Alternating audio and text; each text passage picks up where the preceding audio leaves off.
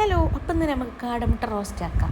ഒരു പാൻ അടുപ്പത്ത് വെച്ച് വെളിച്ചെണ്ണ ഒഴിച്ചെടുത്തിട്ട് ഇഞ്ചി വെളുത്തുള്ളി ചതച്ചത്, പച്ചമുളക്, കുനുകുനാരിഞ്ഞ സവാള ഇത്ര ആഡ് ചെയ്ത് വെക്കുക.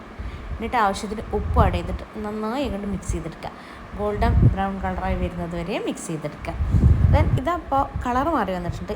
ഇതുപോലെ കളർ മാറി വന്നാൽ അതുവരെ വെയിറ്റ് ചെയ്യുക. എന്നിട്ട് ഇതിലേക്ക് ഒരു ടൊമാറ്റോ കുനുകുനാ അരിഞ്ഞത് അതും അങ്ങനെ ആഡ് ചെയ്തെടുത്തിട്ടുണ്ട്. ഇത് നന്നായി വഴറ്റിയെടുക്കുക. പെട്ടെന്ന് വഴറ്റി കിട്ടാൻ വേണ്ടിയിട്ട് മൂടി വെച്ചിട്ട് കുറച്ച് നേരം വേവിച്ചെടുക്കുക. ഇടയ്ക്കിടയ്ക്ക് മൂടി തുറന്നിട്ട് ഇളക്കിയെടുക്കുക. എന്നിട്ട് നമ്മൾ ടൊമാറ്റോ ഒക്കെ വെന്ത് വന്നിട്ടുണ്ട്. ഇനി എന്ത് ചെയ്യണം, ഈ കയ്യിലുകൊണ്ട് ഇങ്ങനെ ഉടച്ചെടുത്താൽ മതി. അപ്പോൾ നമ്മൾ ടൊമാറ്റോ ഓർഡർ റെഡി ആയിട്ടുണ്ടാവും. ഇനി നമുക്ക് എന്ത് ചെയ്യണം, ഇതിലേക്ക് മസാലപ്പൊടികൾ ആഡ് ചെയ്യണം. അപ്പോൾ ആദ്യം തന്നെ മഞ്ഞൾപ്പൊടി ആഡ് ചെയ്തിട്ടുണ്ട്. പിന്നെ കുറച്ച് മല്ലിപ്പൊടി, അത് വേണമെങ്കിൽ മാത്രം ആഡ് ചെയ്യുക. പിന്നെ കാശ്മീരി ചില്ലി പൗഡർ ഇത്ര ആഡ് ചെയ്തിട്ടുണ്ട്. പിന്നെ ഗരം മസാല, കുറച്ച് കുരുമുളക് പൊടി ഇത്ര ആഡ് ചെയ്തിട്ട് നന്നായി മിക്സ് ചെയ്തെടുക്കുക. എന്നിട്ട് കുറച്ച് വെള്ളം വേണമെങ്കിൽ ചേർത്ത് കൊടുക്കുക. നമ്മളിതിലേക്ക് കാടമുട്ട ആഡ് ചെയ്യുമ്പോൾ അതിലേക്ക് നന്നായി മസാല പിടിക്കാൻ വേണ്ടിയിട്ടാണ് ഞാൻ കുറച്ച് വെള്ളം ആഡ് ചെയ്തെടുത്തത്. പിന്നെ ഞാൻ എന്ത് ചെയ്തിട്ടുണ്ട്, കാടമുട്ടയ്ക്ക് 2, 3, 4, 5 അങ്ങനെ വരെ ഇട്ട് കൊടുത്തിട്ടുണ്ട്. എന്നാൽ ഇതിൻ്റെ ഉള്ളിലേക്ക് ഇതിൻ്റെ മസാല പിടിച്ചോളും.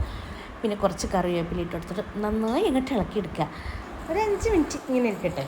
അപ്പോൾ നമ്മൾ കാടമുട്ടയൊക്കെ മസാലയൊക്കെ നന്നായി പിടിച്ചിട്ടുണ്ടാവും. അതിൻ്റെ അടിയിൽ നമുക്ക് ഇതിങ്ങനെ ഇളക്കി കൊടുക്കുക വേണം. അപ്പോൾ ഇതിൻ്റെ വെള്ളമൊക്കെ വറ്റി നല്ല ഗ്രേവി ആയിട്ട് വന്നിട്ടുണ്ടാവും.